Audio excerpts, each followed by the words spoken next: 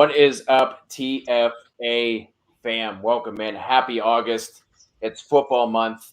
It is here. Training camp is rolling. We got the Hall of Fame game tomorrow that every year I say, like, I'm so excited. Football's back. Can't wait to watch it. And I watch like one snap and I'm like, all right, I've had enough. I can't watch any more of this. But either way, it is here. We're pumped to be with you guys. Going to be talking some ADP Price Check today.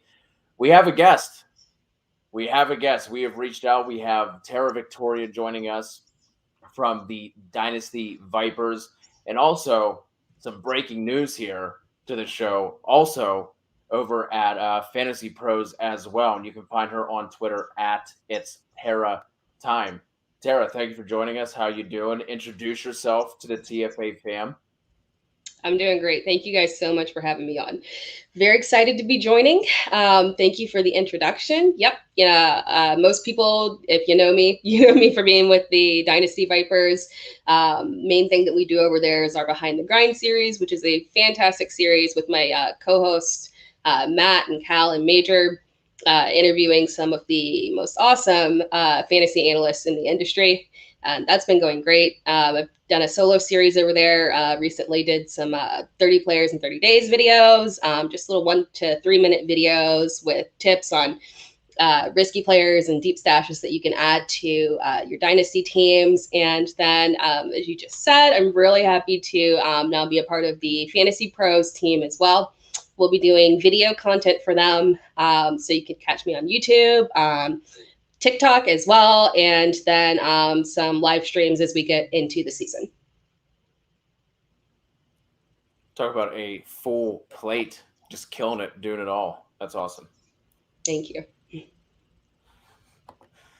Got JJ rolling in the chat already, and this Walido. I don't know who this guy is, but he can get out of here. Appreciate you guys. Tera, do you have a team that you follow? It looks like a Clemson in the background. Do you have an NFL team? Yeah, so for NFL, which is completely unrelated to where I actually grew up, I'm a Packers fan. But in my defense, I promise it's not bandwagon.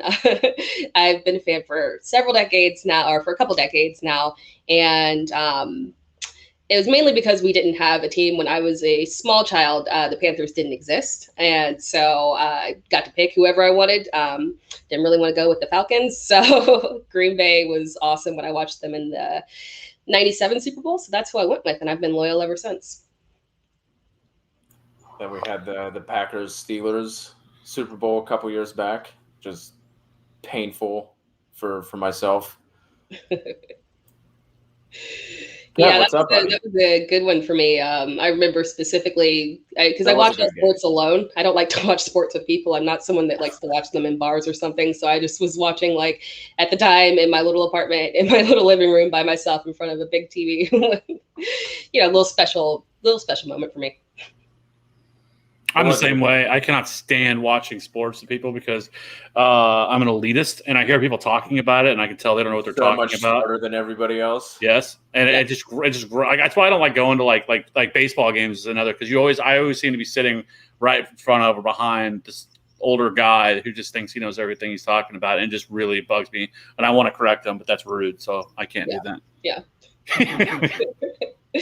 Yeah, and I lived in Houston for the past 10 years. So going out and watching a Clemson game here, yeah, I would just get angry if anyone actually said anything, And yeah, I'm a nice person, but if someone starts insulting my sports team, I'm gonna say something real quick. So you got to clap back. You got to clap back sometimes. Let them know. Were you convinced that Rodgers was coming back the whole time, or did you have your doubts? I was, yeah, man. I went on record multiple times telling people, don't worry, relax, he's coming back. It makes 0 sense to trade him now after this season. Yeah, y'all need to prepare for that. But it didn't seem like a reality that he would. I understand, pettiness and whatnot. I can be a pretty petty person too, but for that caliber of a player to go out retiring that kind of way didn't make sense to me. So the only option really was for him to come back and play for this year. So I'm really stoked, really happy, high on the team and my Packers. So good to go. I know Kev is happy to hear that he is all aboard the Aaron Jones train for this year. That I am. It's great for everybody. Really, it was a great buying window if you play like best ball and stuff like that, because Rodgers, Devontae Adams, Aaron Jones, all of them were falling in ADP, and you could get them at least a full round earlier than probably what you should have been able to. So it was fun. It was fun while it lasted. Yeah, I did panic a little bit at the end there. When Vegas pulled the Packers off of the books, I was like, "Oh, wait a second, that's a little more serious than everything else that was going on." So I panicked for a second there at the end, but yeah, stay faithful. Well, it was good because we really quickly got the Last Dance meme from picture put up by Devontae and Aaron Rodgers. So then we got to speculate about that all weekend until we got the full confirmation. A little fun weekend there. All right, well, let's dive into it. Let's hit on a couple training camp notes. Like I love all the blurbs. I really do. I love all the overreactions and all the videos coming out of, the first team offense beating a second team defense and everyone overreacting and all that. One thing I do want to lead off on, and like I said, we're doing an ADP price check. So I wanted to get your guys' thoughts on this, but with Carson Wentz and Quentin Nelson basically having the same foot injury for all intents and purposes. They're both out 5 to 12 weeks, obviously both getting surgery. I don't know if Nelson had his yet, but I know Wentz had his 2 days ago, I think. Are you guys going to be knocking down Jonathan Taylor at all? Or are you going to be paying his current ADP price of $110, where he is currently going? And I think both Underdog and Fantasy Football Calculator, he's going toward the end of the first. Are you guys out on that price, or are you still okay with drafting him at 110? So when it was just Wentz, I wasn't really panicked. I was like, oh, okay, because for me, he's more of a volume play. He was going to see, as long as he can still see that amount of volume and there's not running backs significantly cutting into his time. With the same offensive line, I wasn't completely worried. But yeah, with that second one, I got to knock him down a little bit. There's guys that I'm more comfortable with taking at that point in that 5 to 12 week time period. Kind of, that's wide open. So it worries me a little, and so it knocks him back. It knocks him back a little bit for me.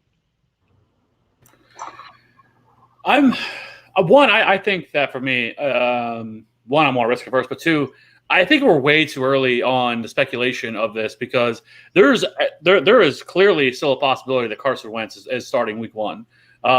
That's kind of the feel. That's why the Colts haven't signed anybody else, because there's still the thought process that he's going to be good to go for week 1. They'll know, and I think next week, they're going to recheck him, see where he's at, and if he's supposed to start rehab right after that. And so, as long as everything's on track, he very well could still be the starter week 1, and then we look back on this and realize the good news is, for most people, at least for redraft, most people aren't drafting for at least the next 3 or 4 weeks. So people are all going to have time to figure this out once we know more. If he is going to miss some time, I still doesn't really knock Jonathan Taylor down that much for me, because I still think he's going to get fed the ball. And while the offense might not be as productive or as good as we may hoped it would have been prior to the injury, I think this is actually good news, because I think it's actually going to knock down his ADP, and people are going to be able to get him cheaper than what he was going before, where before he was going in the first round, where I think now you probably see him drop to the second. And then the other guys, like the pass catchers, who are already going late, like Michael Pittman, who was going 8th, 9th round. And then you have Paris Campbell, who was like 13th. I think you see these guys all drop a couple of rounds, and I'm all about that. I will take Michael Pittman, in that the 10th, 11th round. I had no problem taking him in the 8th round. I thought that was a value there. And so now I just think it's going to drop him even more with this news. Yeah, that's why I only bothered to even bring up JT, because he was the only one who was, really of any consequence, of someone you really had to, like, quote unquote, worry about at the beginning of your drafts. But I'm also with Tera there. There are some other guys that are like that. There's such a close cluster of running backs that are like so close in the pecking order at the end of the first, beginning of the second, that like those kind of things are gonna just knock guys up and down just enough where I might want to target other guys a little bit more. But I'm not going to be overreacting too much. But just in terms of like Tera's like a tiebreaker and figuring out with all those guys being so close, I will. Probably, like, by the time the drafts are here, depending on what we're hearing, probably bump him down like a spot or two to where, people like Kev are going to be able to pick up on the value because people like me and Tara are slightly, preferring other running backs and other players. But to stay on brand, the fact that there is a revival, I cannot pass up on this. Sammy motherfucking Watkins is apparently been the best wide receiver for the Ravens since minicamp.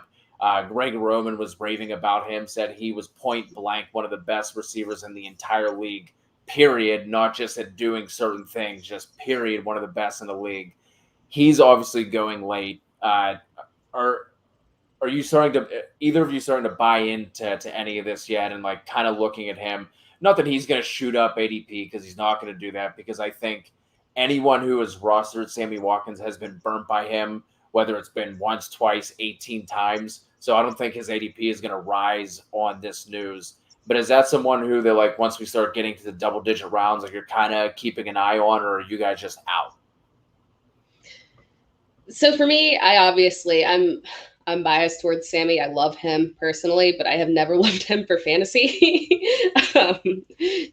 Yeah, he's someone who, he's incredibly talented, and that's the problem, is that he's insanely talented. And when you put him out there healthy in training camp at the beginning of the season, he will, in fact, look fantastic. I would expect that from him. And unfortunately, just because of the history, I know that the likelihood of him showcasing that way throughout the entirety of a season, slim to none. So, no, it's a no for me. I wouldn't risk it, but except for in best ball, maybe. But aside from that, yeah, I'm not buying into the hype because that's what I expect. He's talented. Yeah, that's going to be a no for me, dog. Actually, it's funny too because I keep looking. I wait for you to point behind you because the only thing he has behind him is a Sammy Watkins signed autograph right there. That's all he's got. The strong for the brand. The only thing on the wall is a Sammy Watkins sign. But yeah, no, I'm not. If I'm going to invest in this offense, because they're all pretty much, they're all late round picks, and in terms of outside of Mark Andrews, it's going to be Rashad Bateman. Give me that guy. He's the guy that I would be investing in this offense. Maybe Marquise Brown, but I still think it's going to be tough to trust, I think, on a week-to-week basis when you should start him, when you shouldn't. But I just think Rashad Bateman's going to be the guy that I would want in this pass catching group. It's not Sammy Watkins. We've seen this show play out one too many times, and it just doesn't ever end well. Last piece of news that I want to throw out here before we get into the bulk of the show, and something that popped up that I really wasn't seeing too much on in terms of being to this extent, but the beat report came out today that apparently Joe Burrow and the offense has looked awful. And Burrow has struggled mightily with consistency, with interceptions.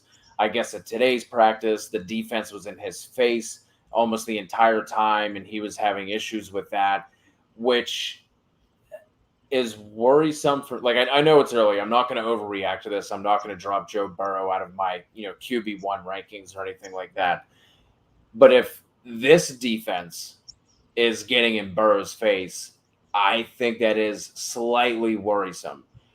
Is this cause for concern for you guys when you hear or see a headline like this, or is it too early? Are you going to be acting on this information, I guess, at this point?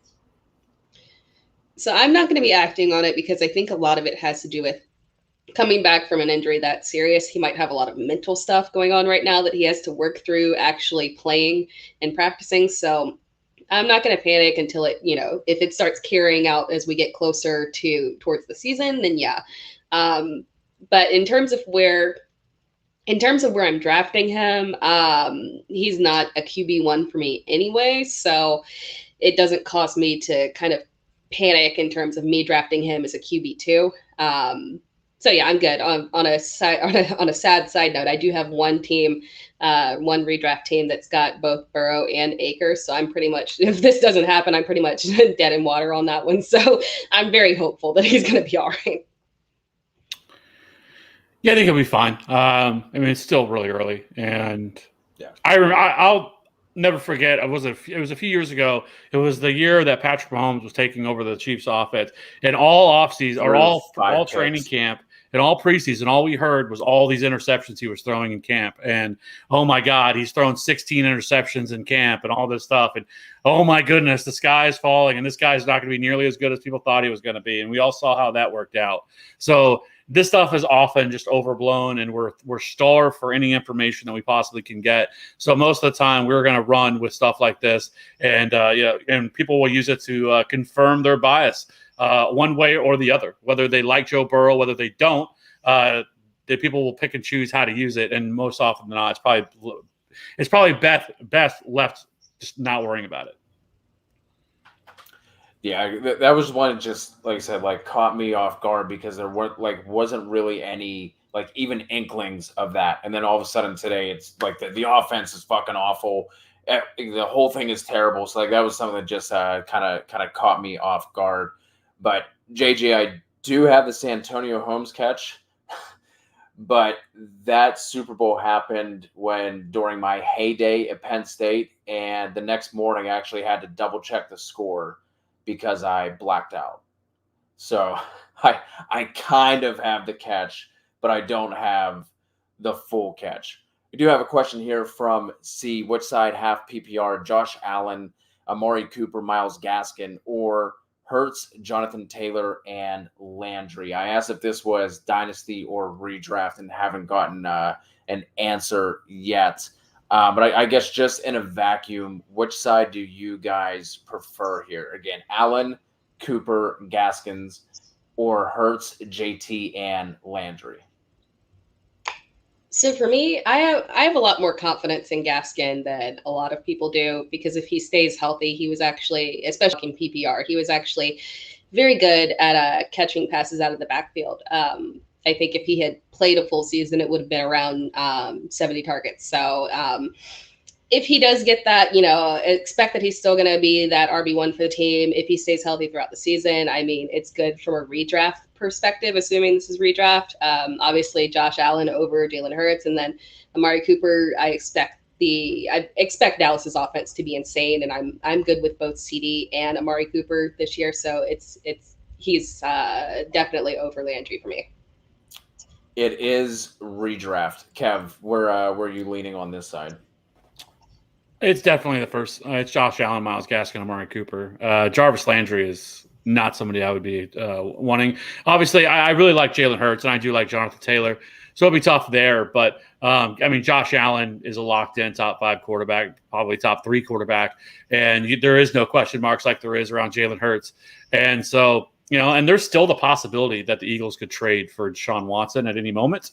And then all of a sudden, Jalen Hurts is in Houston, which does not sound nearly as good being in Philly.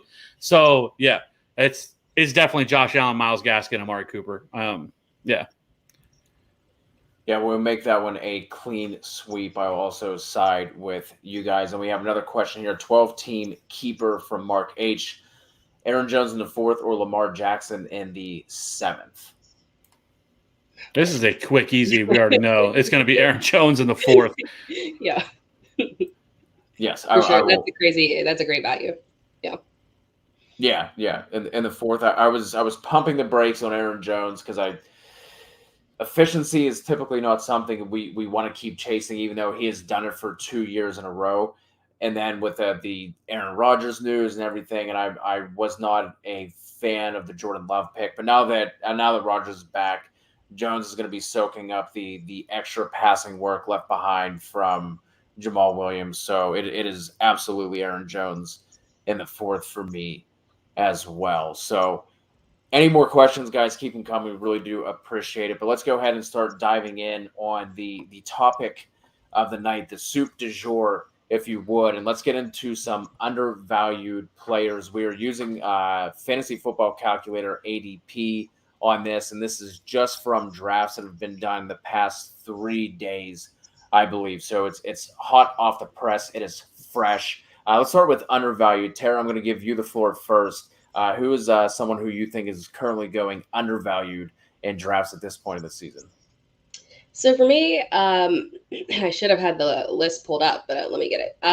My first person is David Montgomery, and I think he's at the 304 with Chris Carson. So for me, David Montgomery, I know a lot of people make the argument that, that back half of the season was so incredible because they were playing bad, defenses. But I mean, isn't that what you want? But regardless, I think I think his ADP is realistic. But what I really love about Montgomery is that you're pretty much guaranteed that he's going to hit his ADP because he is, in fact, the lead back of that offense. So it's not a risk that anyone, first of all, Tariq Cohen, it sounds like he might actually not be able to start the season coming off that injury. So Montgomery might get the opportunity to carry forward with the same momentum that he had at the end of this era throughout last season as well.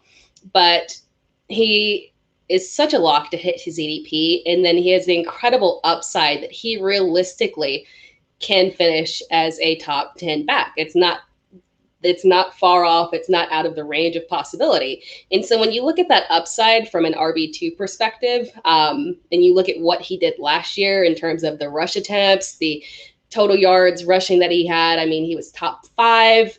He was, top 15 in rush touchdowns. So there's still room for him to be able to improve in that area as well. It's just such a great opportunity to be able to have him as a lock at your RB2.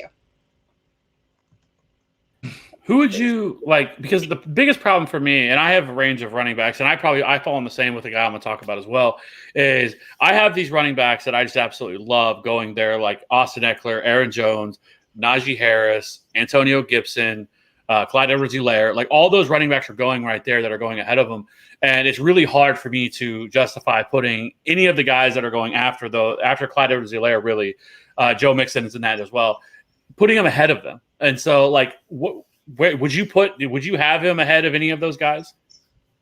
So I think it's accurate where you're drafting him. For me, anywhere between 15 and 18 is a cool range for him. So I could put him ahead of J.K. Dobbins. I would put him ahead of Chris Carson if you're looking for upside, because I love Chris Carson.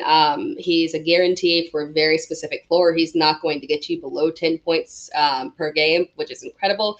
But he doesn't have that same kind of potential upside that Montgomery has. So I can see the argument for him going over Carson right there. So I think, getting him up to a 15, maybe even a 14, if maybe you're, pushing back Mixon with a little bit of the fear of how that Cincinnati offense is going to be, how Mixon is going to come back into the mix and his health. So for me, it's not a huge jump. I wouldn't push him into someone that he's definitely not someone I'm drafting in the first round, probably not in the second round, but, maybe at the end of that second round, early third, is where it makes sense for me.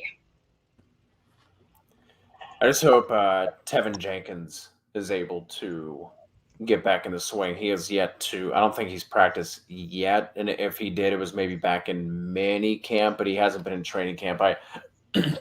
Excuse me. I just hope that he's able to get healthy and get back in the swing, because that could be a big boost, and especially if Justin Fields take over, that could be another big boost for Monty as well. And I agree on taking him over Dobbins and Carson, like you were saying as well. Kev, who you got first? Well, that's so the two running backs that are the ones that I feel like the most nervous on that could end up biting me and where I have them is DeAndre Swift and J.K. Dobbins. Like, I think both of them wouldn't shock me if they finish as top 10 running backs this year. Both of them have that in the range of outcomes. But I currently do not have them ranked there. I have them right around where their ADP is. And with DeAndre Swift, we know he's going to catch a ton of passes out of that backfield. No, the offense isn't going to be great in Detroit, but I think there's still a path, because last year he only had 48% of the opportunities in that backfield. We had to wait a little bit for him to catch on. And then, in the second half of the season, he kind of balled out. He only played in 13 games, had a little bit of an injury there, but he still had 10 touchdowns, almost 900 total yards. He averaged 14.6 fantasy points per game, which was 16th among all running backs. And so I think I can see a path for DeAndre Swift to definitely get there, but it's just I cannot put him ahead of the guys that I mentioned that I just feel much better about and better offense. And the same thing with J.K. Dobbins. I think there's a possibility too that J.K. Dobbins could get far more opportunity and be used more in the passing game, because that's what holds me back really with J.K. Dobbins is the fact that he just was not used whatsoever at all in the passing game last year. And so like if he's not going to be utilized in the passing game, also paired with Lamar Jackson, it's really tough to trust putting him ahead of these other guys as well. But for me, I do think DeAndre Swift, I think I could be looking back and being like, man, I really missed on that one with both of those guys. I can see the argument there. Just because with Swift, it's interesting because they made it clear they want to use him in that Kamara role. I believe that kind of him as Kamara and Jamal Williams as Mark Ingram, and that makes sense. I'm just worried that offense is not going to have enough volume to really push that over the edge. That's the only thing I'm kind of fearful of him. Yeah, definitely, because the offense isn't great and Jared Goff is not good. And then when their best wide receiver might be Tyrell Williams, who hasn't been relevant in a long time, it's hard to see that. Obviously, the T.J. Hockenson is there, but I could definitely see that. But I think there's a real path to him seeing 80-plus targets this year. And if he's able to do that, if he gets 80, 90 targets, it is going to be really, really hard for him to fail and for him to finish outside of a top 15 running back. Look at guys like Chase Edmonds and J.D. McKissick last year, who were strictly pass-catching backs, got very little run game in the run game, and both were top 15 running backs last year in PPR format. So the fact that he's going to see so many targets, and the fact that a target is worth twice as much as a carry, it's just tough. So that is for me why with DeAndre Swift, I could definitely see that. I think that there's a bigger path here than what maybe his ADP lends itself to. Yeah, I think the upside is higher if he's able to get that pass catching work, because a guy that I love, like Austin Eckler, he was RB4 2 years ago and had 132 carries. So I think the upside is there with Swift, but I like the safety and the volume that Montgomery possesses. And then if we also have to remember, it's not like everyone talks about like his end of season, the soft running schedule he saw, but he was their offense, him and A-Rod. Like if Andy Dalton can be competent, I think that could go a long way to helping him as well. And before we get too much further away from the Monty talk, we did have another trade question for redraft from C here. Would you take Monty and Waller for Saquon? Kev, you just dropped the scorched earth version of a player profile for Saquon, and I know that you love Waller. Where do you fall on this one? I think I would take this. It's tough to pass up. I still think David Montgomery is more of an RB2, but getting the edge that you would get with Darren Waller, who has 1,210 to 15 touchdown range in him. He's still the main target there in Oakland or in Las Vegas. So it would be really tough for me to pass up on this. I think there's enough there that you can make up with David Montgomery, especially with it being a half-point PPR. It relegates some of that target volume that he's probably not going to see. Though I will say, it doesn't sound like Tariq Cohen is anywhere close to being back yet. So if he's not, this could all be moot, and it could just be the David Montgomery show. And I'm really tired of hearing people try to make Damian Williams like he's somehow going to be a thing this year. Like, it's not going to happen. Thank you. I completely agree with that. It drives me crazy. And he was added for depth. He was not. I know the fantasy football community has wanted him to be amazing for a while, but he was not brought in to split carries with Montgomery. No, and he was great in Kansas City. Especially during the playoffs and the Super Bowl, and he should have been the Super Bowl. Probably should have been the Super Bowl MVP, but he also sat out last year. He's almost 30. I think he's either 29 or getting ready to turn 30. This isn't a young running back, and no, he has no real threat to David Montgomery. Got Tom and Robbie joining us as well. Robbie throwing in his 2 cents because he just has to be involved in every show for whatever reason. But he's talking up Miles Sanders. I do agree with this, with Miles Sanders being undervalued, although I think he's firmly in the middle. I'm going to live the hedge life on this one. I think he is a very safe, high-end RB2. I don't know that he'll get to RB1 status, but I think he's firmly in that RB14 to RB16. So I'm going to split the difference on that one. I'll make it short and sweet. Miles Sanders is one of my never draft guys. I'm sorry. I'm sorry. Yeah, I'm just way too skeptical. For me, it's for where he's going and for people thinking that he, can be a high-end RB2, that makes me panic. Being able to rely on him for that, just because, and it's not, I mean, obviously he's crazy talented, but I have so little faith in Philadelphia's ability to utilize him correctly. And on top of that, even if Jalen Hurts isn't in there, it's probably a worse situation if Watson comes in from that perspective, because Watson actually doesn't throw to the running backs much. He takes away those goal line opportunities. And same thing with Hurts. Hurts is going to run. So I just don't like it, unfortunately. No, I get it. It's the thing that makes football. That's the thing that makes fantasy football fantastic, is people just getting burned and not wanting to have players on their list. And I get it. I think everyone has a couple of those players that whenever you bring up, everyone else kind of like rolls their eyes and just like, oh my God, how could you do that? But that's how it goes.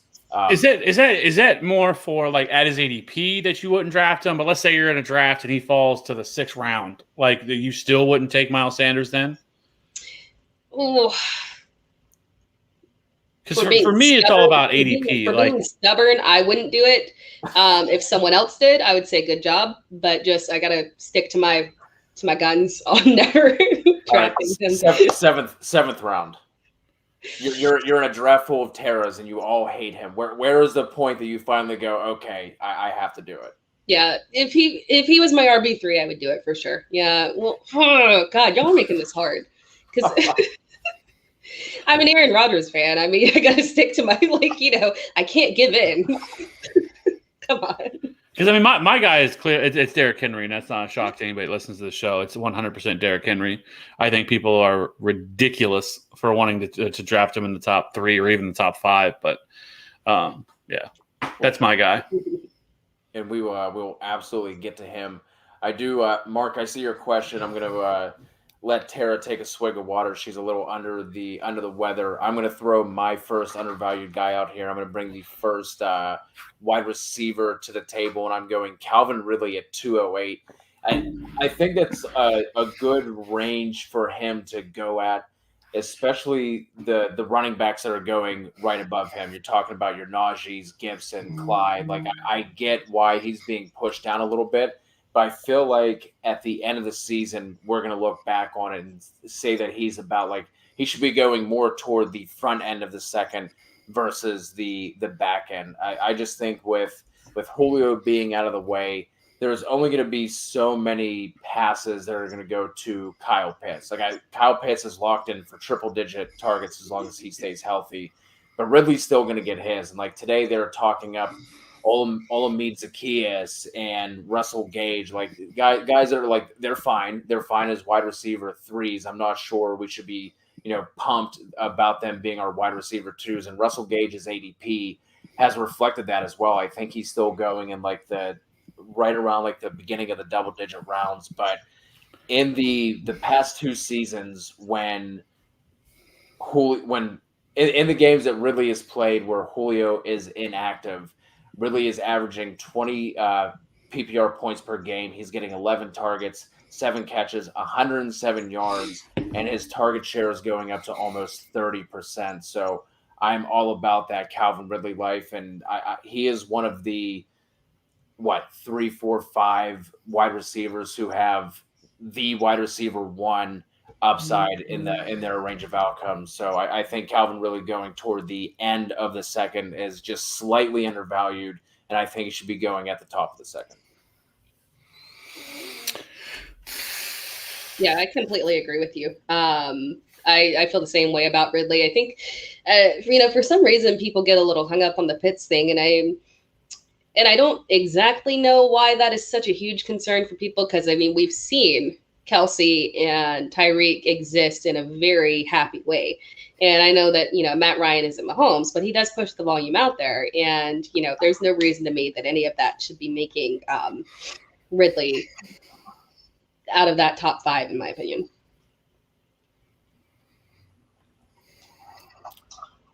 Since you are on the Dynasty side, Tara, I did want to throw this question at you. How do you feel about Fields and Trey Sermon? Another question coming in here from Mark H.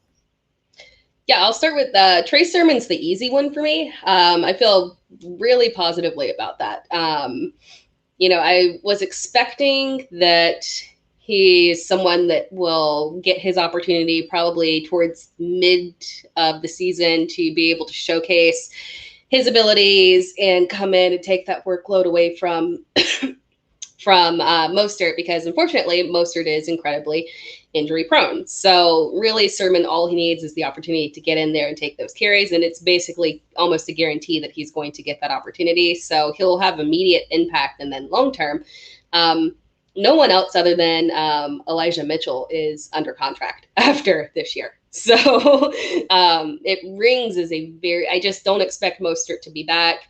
Again, like Gallman, I don't expect that to be an impact in any way. But yeah, long term, that was a fantastic landing spot for Sermon. Justin Fields, again, Packers fan. Unfortunately, I hated it, but it was, a fantastic draft for the Bears. And I think long term, it's interesting that Matt Nagy, it's hard to trust Matt Nagy and what he says, but, it's possible that they, just go ahead and, let Fields sit and give it to Andy Dalton if they feel like he's going to be confident. But with that defense, if Dalton doesn't get it done, just go ahead and throw Fields in there. Long term, it's such a great situation for him to have fallen into. Yeah, I cannot believe they're going to roll Andy Dalton out there ahead of Justin Fields. I mean, the whole them trying to it's I've said this before, but it's like Matt Nagy is trying so hard to be the Chiefs, and it's like, just stop. You're not the Chiefs. You're not Andy Reid. Just let it just be your own guy, and and starting Andy Dalton over Justin Fields makes absolutely zero sense to me of what they're doing here. I feel like it's going to be really short order that Andy Dalton, probably by week 3, we see Justin Fields on the field and starting, because he should be starting week 1, but he's going to be hard-headed and as we say, hard-head, soft ass, and they're going to learn the hard way that Justin Fields should be the starter from week 1. So, Kev, who you got for your second undervalued player? Yeah, for me, it is Will Fuller. The fact that he is being drafted in the 10th round blows my mind. He is a player who was 7th in fantasy points per game last year. He is a touchdown producer. Now I get it. Deshaun Watson to Tua is a bit of a drop off, but I do think there is that we are counting out Tua a little bit too early. People are acting like he is complete trash, and I think that is a mistake. This is a player that really shouldn't have played last year. Coming off the injury, he was never expected to play. I had no idea why they thrusted him in. Ryan Fitzpatrick was doing fine at the time, and all of a sudden they decided they wanted to throw Tua out there. I thought that was a mistake, and so I think people are getting a big discount on Tua this year because of that. But Will Fuller in the 10th, it just blows my mind. I mean, this has been one of the most productive wide receivers we've seen. He's deep threat ability. And really, to be honest with you, at this point, when you're taking him, like, who cares if he's injured? Like, what does it matter? That I know he gets hurt every year. He's missed 27 games of the 54 career games that he's played. And so, yeah, he misses a lot of time. But when he's on the field, he's a mega producer. And if he can stay healthy, which he was on track to finally do so last year, and then, of course, his pharmacy needs to have a talk with that was having him take some stuff that was on the banned substance list. But, I mean, he was crushing it last year, and he was well on his way to be a wide receiver 1 last year in Houston. So in Miami, I think that he is definitely the best wide receiver they have on that roster. And so I'm just shocked that he is going as late as he is. I feel like at the very least he should be going 6th, 7th round, or maybe 7th round at the latest. But he is going in the 10th. So it's an absolute buying window for him. Yeah, I like the Dolphins receivers as a whole, for where they're all positioned. I agree with you. People are being too skeptical of Tua, and at this point, with the moves that Miami made in the offseason, they're going to force Tua to be successful in throw. So regardless, they're putting volume, they're putting talent around him, and they're going to throw the ball. And they've got 3 receivers that are highly capable of doing that. And when you look at where you're drafting them, I think it's a win-win situation. It is Albert Wilson's season, baby. He is returning. It's happening. I'll always love Burt Wilson. He's the man.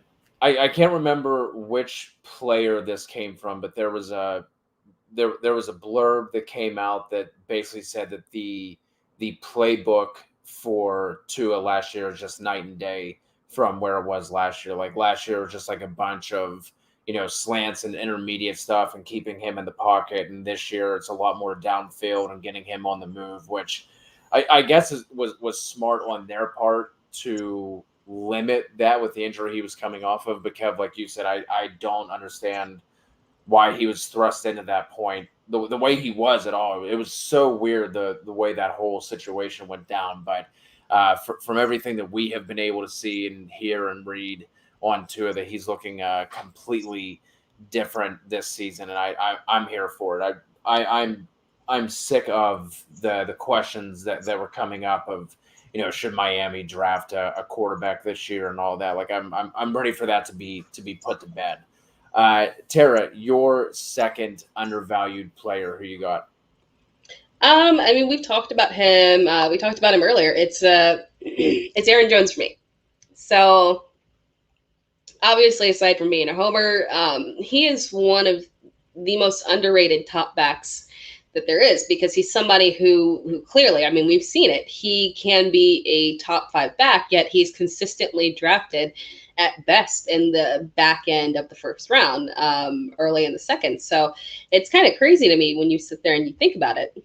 And I understand, that, and I guess a lot of it had to do with people maybe being fearful of the whole Rodgers situation. But even then, he's consistently, before that and now after that as well, consistently just being undervalued when you look at those top backs, particularly in PPR. AJ Dillon is fantastic, a very strong back, and they're obviously going to get him some more work, similar to Jamal Williams. But it sounds like AJ is going to end up getting a lot of potentially some goal line carries. So that may take away from Aaron Jones, but a lot of that pass volume is going to go to Aaron Jones. And when we're talking PPR, and we're talking, this is not, little dump offs to Aaron Jones that are going to happen. When you're increasing the pass volume with Aaron Jones, you're talking big play capabilities with that combination between him and Rodgers. So he's going to be able to more than make up from that. For me, there's no question that he hits his current value, and it's highly possible that he is a top 5 back again. So I love him, and I think he's very undervalued. You are speaking my language there with that one.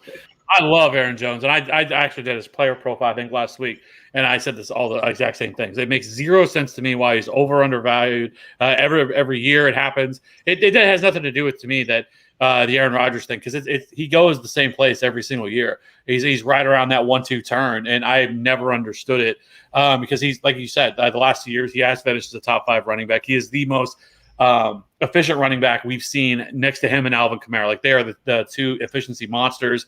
His touchdown rate is second highest among all running backs over the last 4 years, next to Alvin Kamara. Alvin Kamara is the only guy that's just slightly ahead of him.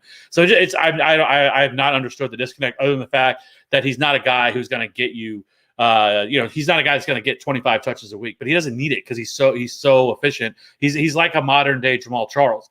And how Jamal Charles is the same way. Jamal Charles never needed, 20, 25 touches a game. He was always a guy that got it done on 15 touches and was a mega producer. So I don't get it with Aaron Jones, other than the fact that I just think that maybe it's because he doesn't get the same volume that some of these other guys do, but it doesn't matter. I mean, if it was 1 year, I get it, but we are now well past that. We are heading into year 5 with him of being able to do this. So he's just an outlier. And so people just need to accept it. And he should be drafted the same way Alvin Kamara is every year, but he's not. And so he's Alvin Kamara, but much cheaper. Exactly.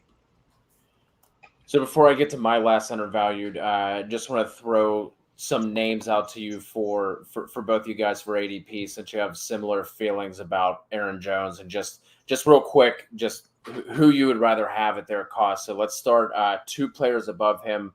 Someone we talked about a little bit earlier with the trade question, but Saquon Barkley is going at 10th overall. Aaron Jones is going at 12.2. Who would you guys rather have? Saquon. Who I would rather have Aaron Jones.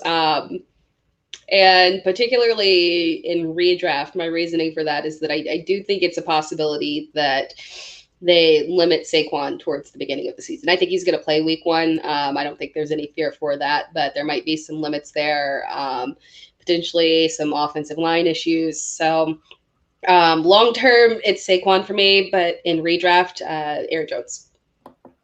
Right above him at 11.7 is Austin Eckler. Aaron Jones. That's a tough one for me because it's kind of the same theory with me with Eckler, that I believe in his capabilities from a PPR perspective, and that the Chargers offense will, again, be on fire this year. So I do have high expectations for Eckler. I would lean towards Aaron Jones, but Eckler's not that far behind. And last one, Zeke or Aaron Jones? Aaron Jones. Aaron Jones for me. Again, that's a really tough one because I'm not someone that's down on Zeke. Again, Dallas offense as a whole is spectacular, but I'd probably take Aaron Jones. There you have it. So for me, for my last undervalued guy, I'm going Brandon Ayuk. He's going all the way down at wide receiver 26 at 606 on Fantasy Football Calculator. And I just think that, this is kind of like the Allen Robinson kind of corollary, where he was, and as a rookie too, he had that stretch where he was playing with Nick Mullins and CJ Beathard and had what was it? Basically like 18 PPR points for 4 or 5 weeks in a row. And he was just absolutely crushing it. And with all of the buzz that is coming out about Trey Lance and how good he looks, and the fact that he's as good as Trey Lance looks and he's still not getting reps with the ones at this point, even if it is Jimmy Garoppolo all year, I don't see any way that Ayuk does not pay off that ADP price. I know that we all like to say that this is a run first offense, and maybe it will be, but you don't go out and spend 3 firsts on Trey Lance and then keep him sidelined and then just run the same old offense. I think we're going to see the pass attempts tick up. They're in a super rough division, and that division is fully stacked. I don't think that and there's a lot of good defenses in that division as well. So I don't think it's going to be a case of where, the entirety of the year that they're just going to be able to play like ball control, kind of running the ball and doing things that way. So I think the pass attempts go up, and whether it's Garoppolo, whether it's Lance, I love Ayuk at this price. And wide receiver 26, I have him as a mid to high wide receiver 2, and you're getting him at wide receiver 3 prices. So I love Ayuk for this year. Tera, I know you have one more undervalued guy. You had to come and show us up on our own show, so thank you for that. We only had 2 names. Who's your last undervalued guy here? So he's a later guy. John Brown is my undervalued guy. I think a lot of people forget about John Brown because last year was legitimately awful with the injury, but unfortunately, he was never able to shake that injury throughout the season. And when you look at the transition over to the Raiders, he is very comparable to Nelson Aguilar.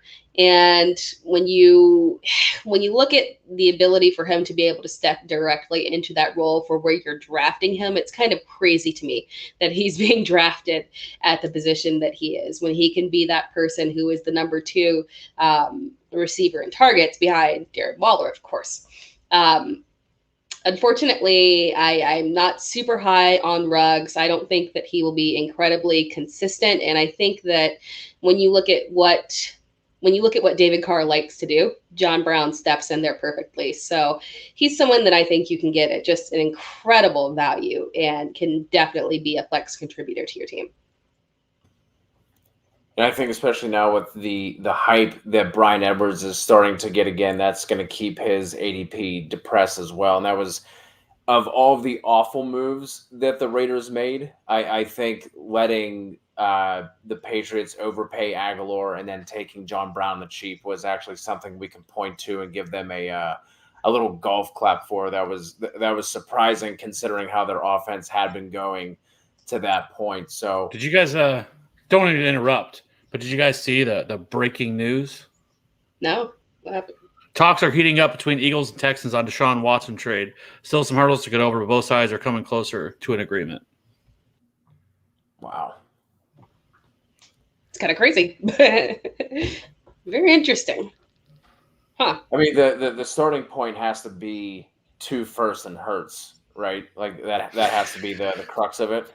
Yeah, I mean, Hurts definitely has to be involved. There's no way you can keep Hurts there, when you're bringing in Deshaun Watson. And I think I don't think it's a terrible move for the Texans either, because at least with Hurts, it gives you something for this year. You can kind of check them out, see what you think of them.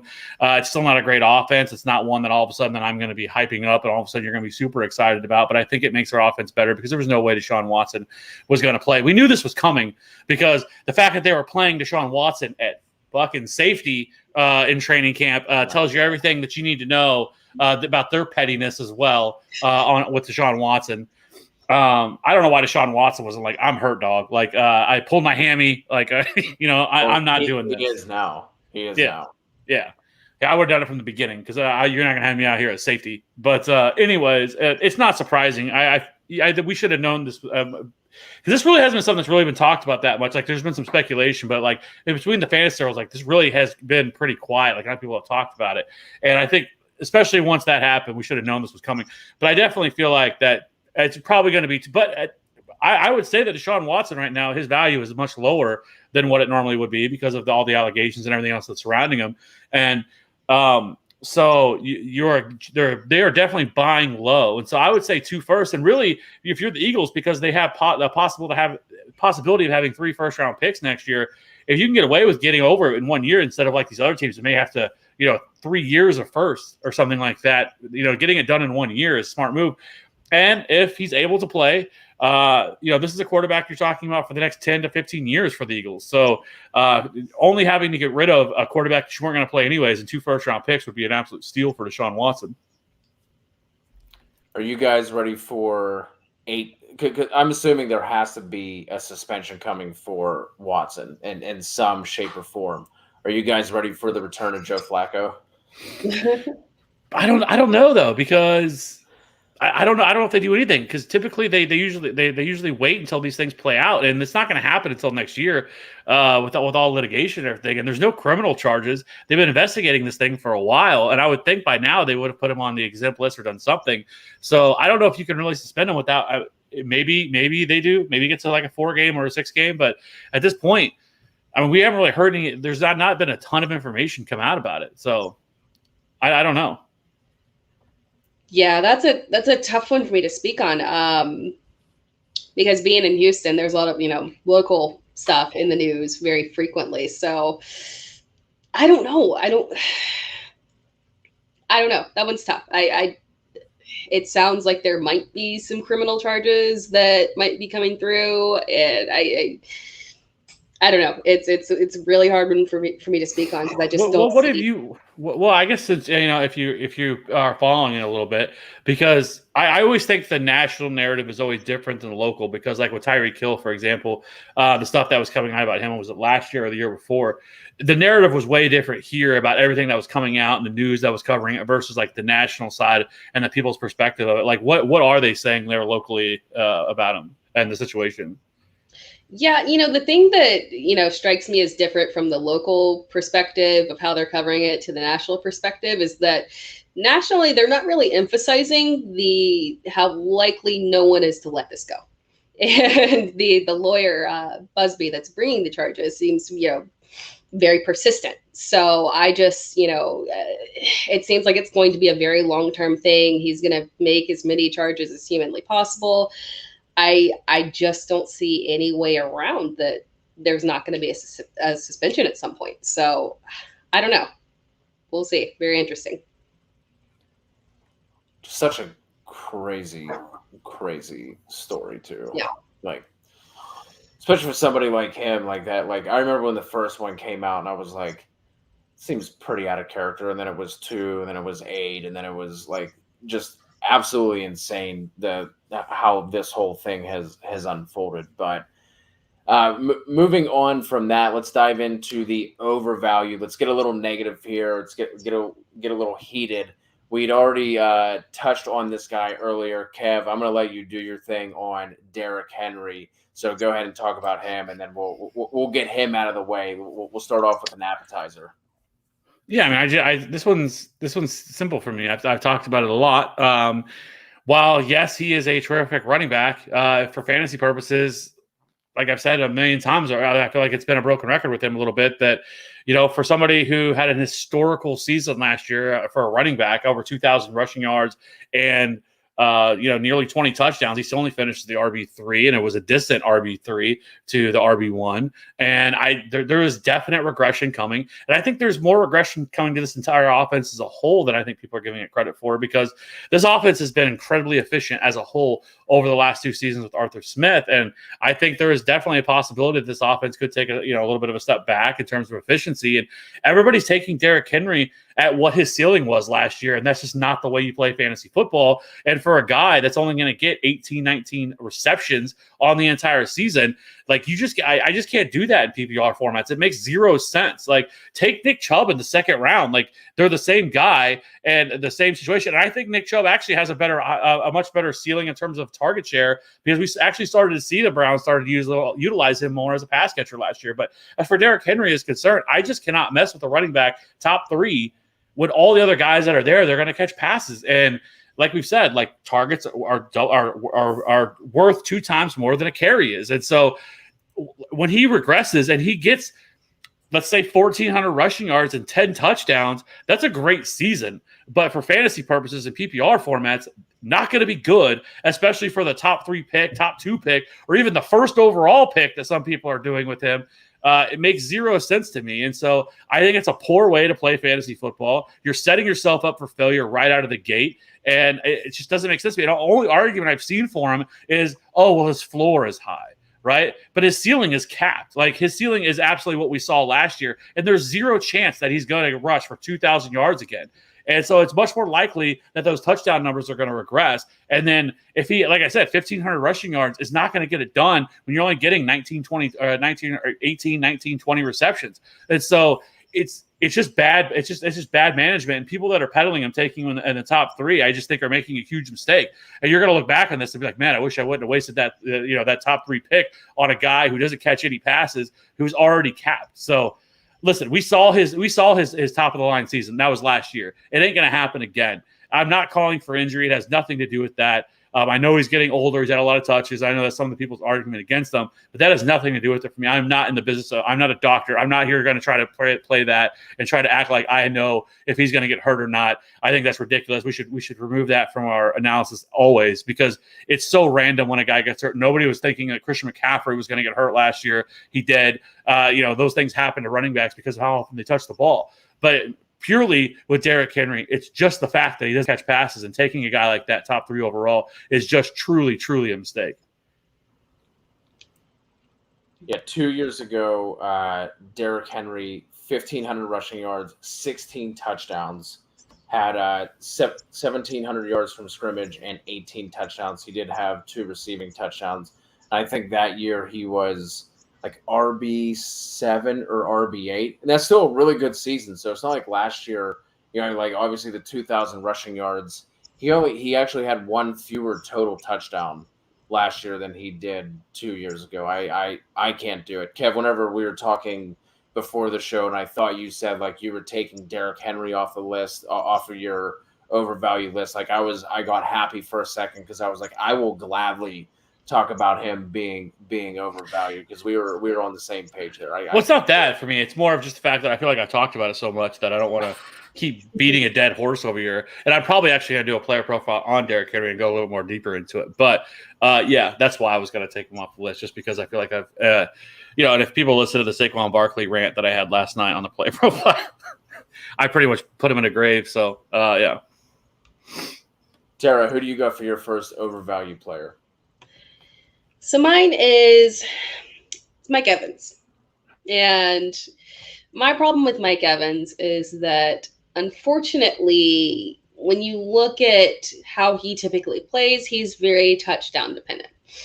And, for where you're drafting him, for the possibility to be that, yeah, he can have those games where he's catching, a couple touchdowns and he's getting you a great fantasy score, but then there's also a game where he could get like 3 receptions, no touchdown, and 50 yards.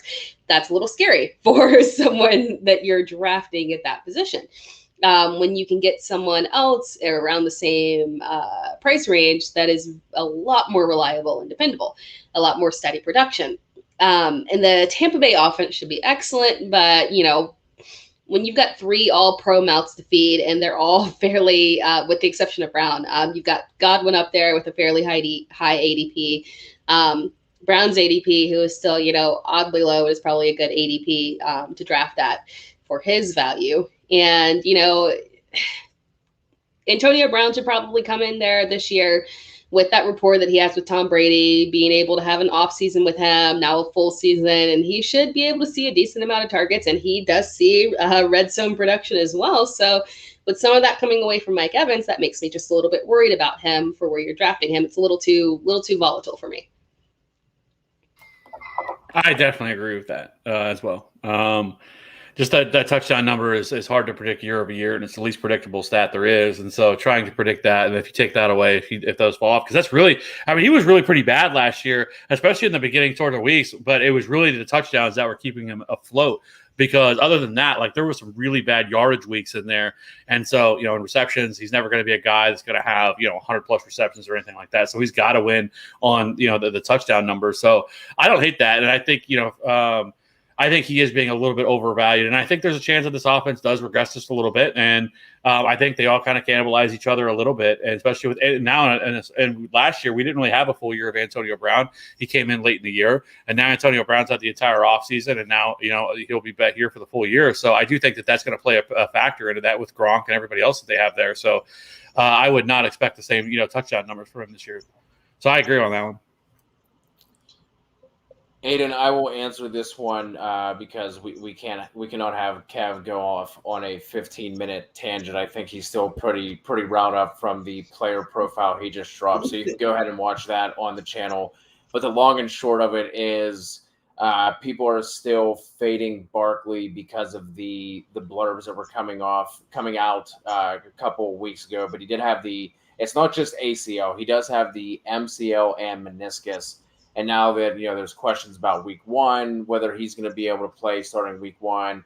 And even if he does play, they're going to ease him in, so he's not going to get his full workload.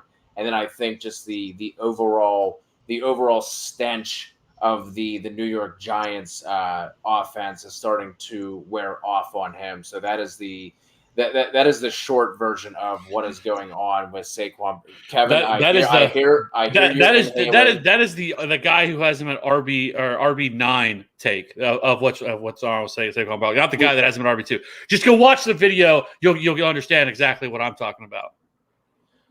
I heard you inhaling, and we did not have time for it. C has another question for us here: Godwin or CeeDee Lamb in full PPR? This one's easy for me. I'll just jump in quick. I want Lamb. I love Godwin. I love both these players and their talents, but I want the guy who has 140, 150 target upside. And I'm with Brown being in the picture, and now Scotty Miller and the tight ends, and Jalen Darden is apparently tearing it up in camp. And the thing that I keep going back to as well is this team wasn't clicking the way that it was at the end of the season as it was at the beginning of the season. So I'm not sure if they're going to be in these shootouts all the time where Brady's going to be throwing 40 times a game all 17 weeks. So I want Lamb in this scenario. Up. Just kidding. I completely agree with you. It's Lamb for me.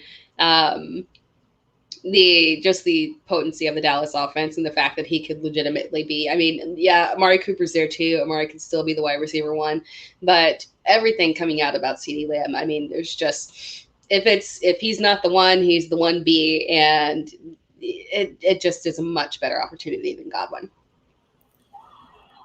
Seems like we're all swinging for the high names here. Maybe mine is a slight cop out, but I was surprised to see Michael Thomas is still going at the beginning of the fifth. He's going at 502 and Fantasy Football Calculator's ADP.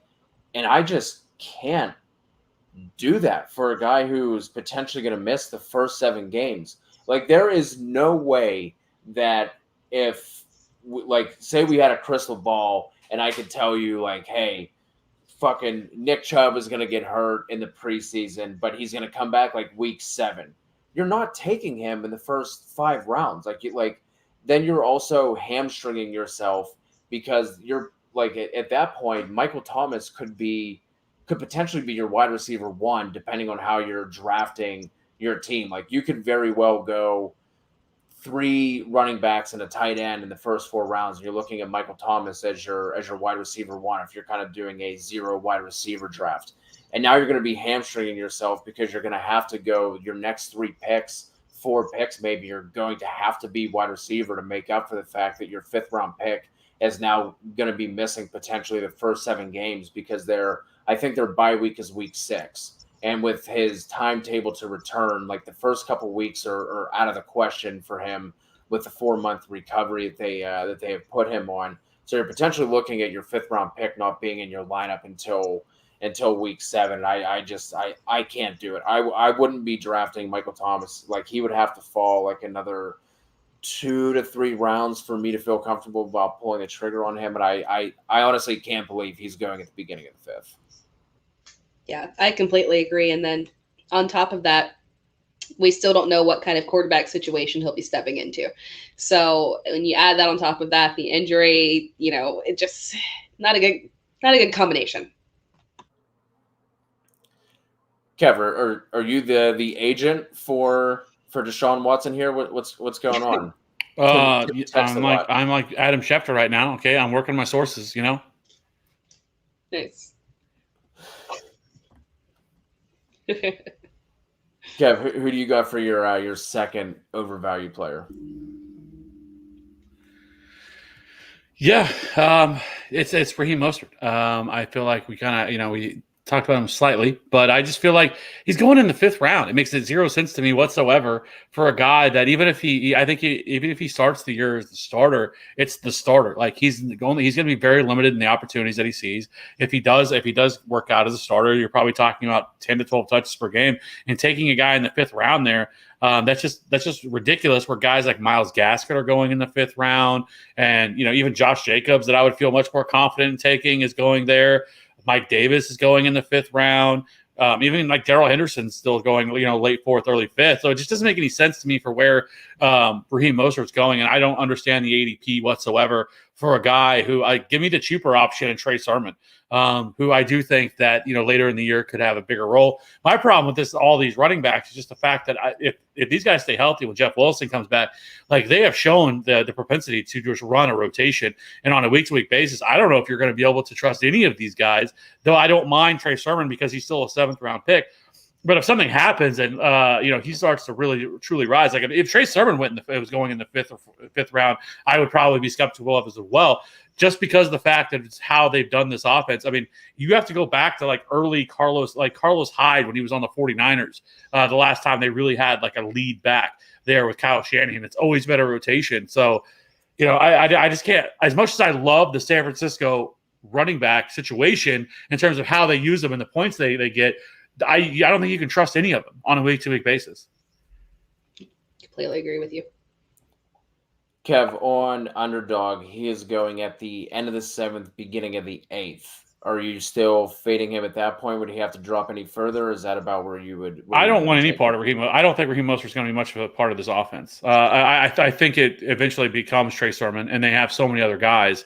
I just don't think he's the answer. And so he is also a much older running back as well. I think he's in that 29 to 30-year-old range as well. So I think people are just buying him off what he did last year. And so, or what he's done in the short, limited opportunities. But this is a completely different situation now with them bringing in Trey Sermon and Wade Gallman and Elijah Mitchell and Jeff Wilson when he comes back. Like, there's so many running backs in this backfield that I just can't see where he's really going to be that relevant. Stop it! Here's the resident Trey Sermon truther, Robbie. Nice. Robbie, that's enough. I think it's your bedtime. One day. Don't you have a backsplash or something to do? Go do some housework. Tara, who do you got next for your overvalued? Ooh, it is Juju Smith-Schuster. Yeah, for me, something's got to give in that offense. Deontay is the clear leader in targets. That's not going to change with the way that Ben is playing currently.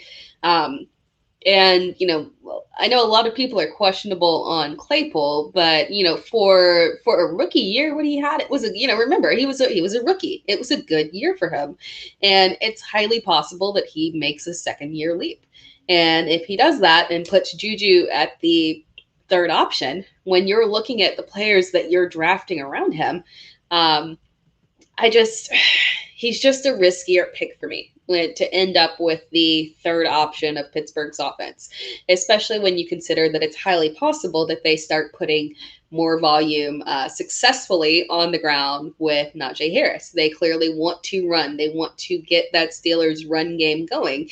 And, Najee is a guy that can do it. So when you look at that and the fact that there's no way for Juju to be the wide receiver one and in that offense and potentially not even the two, it's a little too risky for me.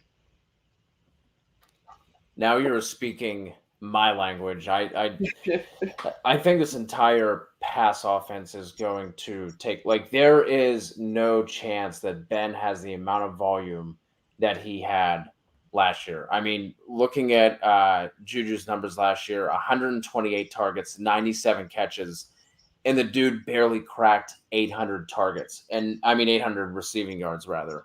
And now that there's been all this talk about he's been lobbying for more snaps on the outside, and it's basically no, you're in the slot. So this is what his role is going to be. He's going to be this low A dot, unless he's able to get out in space and have nobody around him, he's not going to be able to do much after the catch either. So there are other guys just looking at fantasy football calculators, ADP, other receivers that are going after him, I think just have much higher upside. Deebo Samuel, if he's able to stay healthy, Robbie Anderson, we were just talking about Antonio Brown in that offense. We talked about Michael Pittman earlier, Laviska Shenault. I think I'd rather have all of those guys over Juju. I completely agree. And, all of those guys, for the most part, they have upside. There's no upside to Juju, unfortunately. Basically, he's looking to retain at this point. So, give me any of those five guys that you just talked about. Going to continue the receiver trend here, and I'm going to throw out Kenny Golladay. And I would have said this before his apparent hamstring injury, and I'm going to say it now. I just do not like this offense. I don't think Danny Dimes is going to be the guy to unlock Kenny Golladay. I think a quarterback like Matt Stafford was the best pairing for him, and Daniel Jones ain't it. Is it going to help Daniel Jones? Sure. But in terms of a marriage, I didn't like this landing spot to begin with, and I still don't like it. You're looking at him going at – I didn't have this pulled up. Kenny Golladay is going at 605, actually right ahead of Brandon Ayuk at wide receiver 25. So I'm just out on that at that price, and he's someone else. Again, I'd rather have Ayuk. I think Odell Beckham, who's going after him, has higher upside. T. Higgins, and then, Chase Claypool, who we just touched on. I won't go that far because, like I said, I'm just not in love with the Steelers passing offense as a whole. But there are guys going after him that I would have no hesitation on drafting over him. And I'm just kind of out on this offense as a whole outside of Barkley if he were to fall far enough. So I will agree with you that there are guys around that ADP that I would rather have, particularly Ayuk, but I'm not out on Galladay as much as you are. I think that, the fact that he's the clear wide receiver one is a win for me. The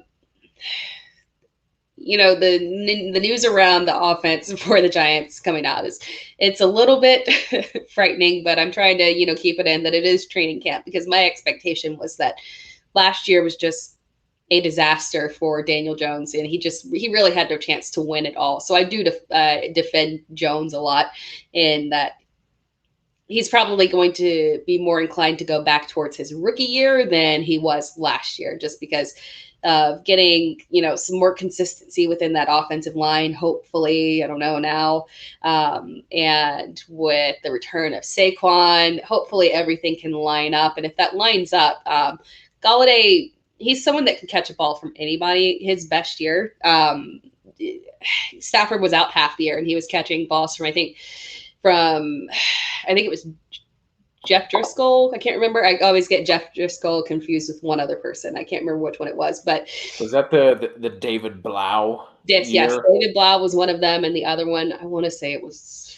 God, I don't know why. Come on, the DFS guy has to know this answer. Was it Driscoll or was it? No, it was. Was it Chase? No. Who was the Daniel Chase? Was that it? No, it was somebody else who was completely irrelevant, but he did very well with both of them. So I think he can catch a ball from anybody. Chase Daniel. I said Daniel. Chase Daniel. But yeah, I think he can. So irrelevant. I was mixing up his first names. Yes, but he's done well with bad quarterbacks. So I think that even if Daniel Jones struggles, he still is going to do fairly well in that offense. And so I'm not backing off of him and fading him, but there are guys at that position I would take over him. Daniel Chase. That is fantastic. Kev, your last overvalued guy, who you got? Or unless you have any more breaking news for us, whatever you want to throw out. Hey, you always got to be connected. I'm like Schefter, got, multiple phones going over here, just got to stay tapped in. It's that time of the year, right? For me, it's Adam Thielen. It's time to put this guy to bed. And apparently fantasy gamers have not got to that point yet, because I believe he's going in the 5th round, which is way too spicy. Yeah, 504, which is way too spicy for me. Last year he's another guy that was really touchdown dependent. 14 touchdowns, was 3rd most among all wide receivers, but he still only had 74 receptions for 925 yards. You take away those touchdowns that he drops really quickly. He's turning 31 years old. He is in a run-first offense that an offense that wants to, run the rock like it's 1998 and run the ball 40 times a game. With Mike Zimmer, who is still stuck in the past. But and Justin Jefferson is obviously the number one there in that offense. Dalvin Cook. So with a much better defense, I mean, that offense, or the defense last year was not very good in Minnesota, so they were forced to throw the ball a lot more than I'm sure that they wanted to. And so I think that I just don't think there's going to be enough targets there. And I think you see that touchdown volume drop. And there's just there's a lot more wide receivers that I would much rather have at that ADP than Adam Thielen. So I just think he's being way overvalued. I think he really should be a guy that's going 7th, 8th round. Yeah, I'll definitely agree with that. And for the record, it was Jeff Driscoll. He was catching balls in 2019 from Jeff Driscoll and David Blau. So he was all right. Yeah. Kev will be the one to stick up with you with Daniel Jones, but we do not have time for that either. So, Tera, your last overvalued player, who do you got? So for me, it is Curtis Samuel, and this one is highly confusing to me because his ADP. So we'll just run down who's behind him. It's Jalen Waddle, Henry Ruggs, Marquise Brown. Let's see, we've got Darnell Mooney, Elijah Moore, Corey Davis. There seems like a lot of better options right behind him. And I don't understand why he is being valued so high. Maybe it's the Fitzpatrick connection that's bringing him up, but they brought in the assumption that he's going to be the number 2 throughout the entire season is a little bit much for me right there. When we know that, obviously the number 1 is Terry McLaurin. De'Ami Brown could make an impact right off the bat. Having a lot of news about, oddly enough, and he's been injury prone, but Adam Humphries is having a really good connection, oddly, with Ryan Fitzpatrick. And I think Curtis Samuel, he'll contribute well to the offense, but we're looking at him for what he did last year in Carolina, and that was not with Ron Rivera. So you need to look at him more at what he actually did with Ron Rivera and see what the tendencies were there. And it's possible that he reverts back to the way that he was utilizing him before. And if that happens, I would much rather have a Waddle or a Darnell Mooney or take a chance on Elijah Moore, Corey Davis. I mean, it's a lot better than saying I'm going to go with Curtis Samuel, in my opinion.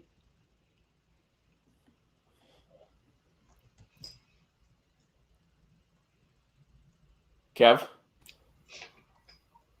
What? You look like you had some thoughts brewing.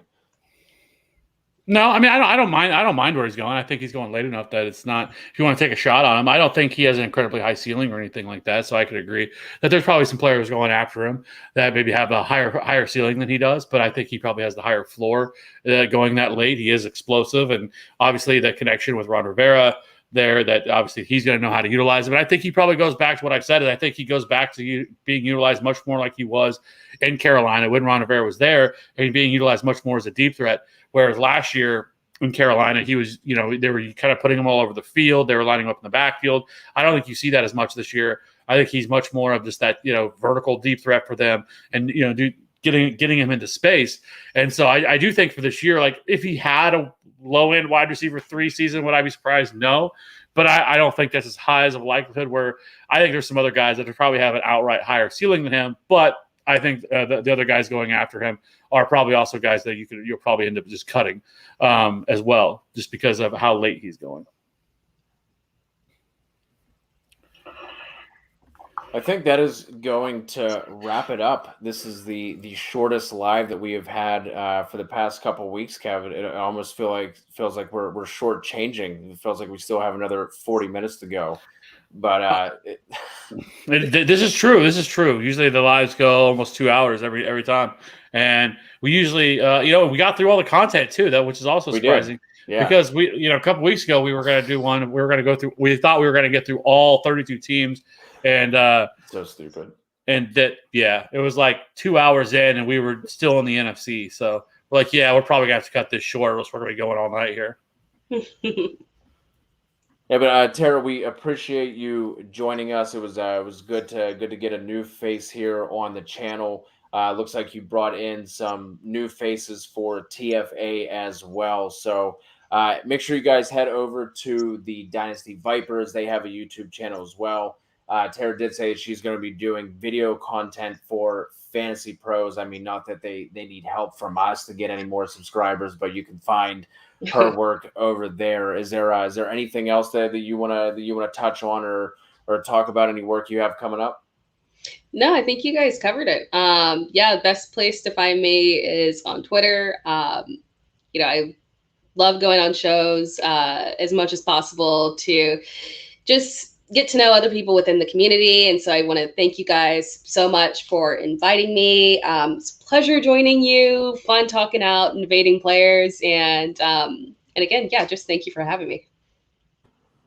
Yeah, absolutely. We'll have to do this again during the season as well. So as I said, make sure you like, subscribe, do all that stuff for us. We do have the Discord that we are still building up, so make sure you check out the link in the make sure you check out the link that is in the comments. Just click on that. Free, no strings attached, anything like that. We're just trying to build up a community. Been having a lot of good discussion. People dropping in mocks and their teams and everything else like that. And then, breaking news, all that stuff. And, trade questions, all that kind of stuff. So join the Discord, absolutely free. We're on Instagram, Twitter, TikTok, YouTube, all of it. You can find Tera in all those places as well. So appreciate everyone for joining us. And until the next time, have a great day.